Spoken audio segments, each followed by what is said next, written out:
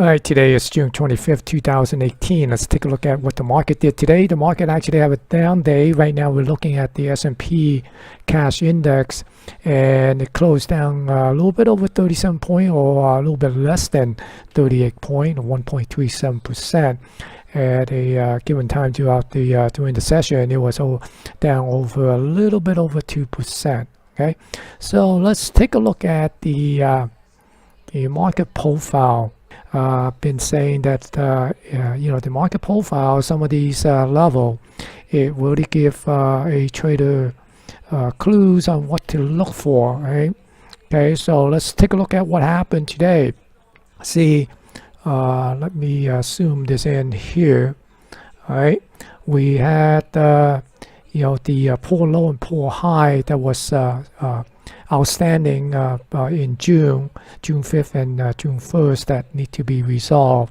And we also have a naked point of control made by June 1st, that trading session that haven't been touched. Okay, so before we even looking at anything below these level, let's take a look. Okay, market open up here. Right, the ES, this is the future. We're looking at the future, so we could get some good action here, good read of the market profile.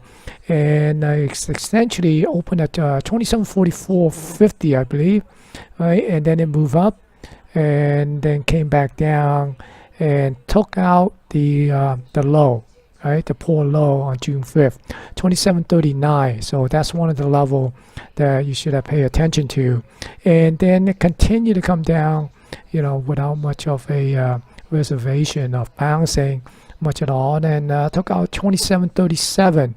And then it came down and tagged the naked point of control made back on June 1st. Then continued to come down, right? You see that? Okay, so, and also the other thing is we have have a naked point of control made on May 31st that was also untouched, and that level was 2711. Okay, so you can see these level kind of give you a clue of when the market start falling, where or some of the potential price level to keep an eye for some sort of reaction. All right, so when it first came down here, let's see if we expand this, what we call the monkey bar. All right, well, that's basically what Thinkorswim uses. But essentially, if you look at this, it's more like a 30-minute bar, okay, price bar. And if you look at that, right, so you see on the first 30 minutes, it just cut right to all these level, right? These poor high made back in June, and the naked point of control. Right, it just cut right through and it came down. Right, so continue, as you see, this is one time framing down, and then it came down to the May 31st naked point of control, and then we got a little bit of a bounce and a chop around here, and then came down. See, so you can see that this point of control seems to provide a little bit of a supporting action here, and then you can see that it's trying to balance out and reverse the took out the this one-time framing down, and sort of give a little bit of a one-time framing up on this single bar, and then it continued to come down and took out the LOD,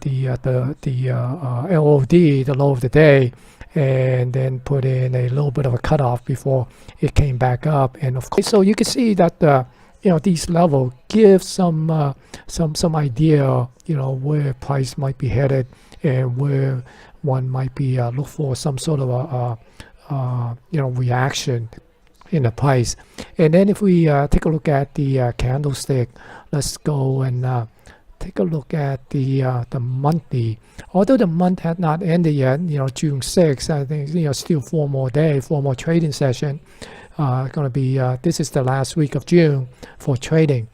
So if we close down anywhere down here and getting this little bit of a shooting star type of a doji, that definitely is not a good sign to close out the month with this type of candle here. Right? And if we look at the weekly, 3 weeks ago or 2 weeks ago, we have this kind of a hangman doji, right? On the weekly, and that sort of set up a little bit of a evening star type of pattern. And right now we're basically just getting a little bit of a follow through right?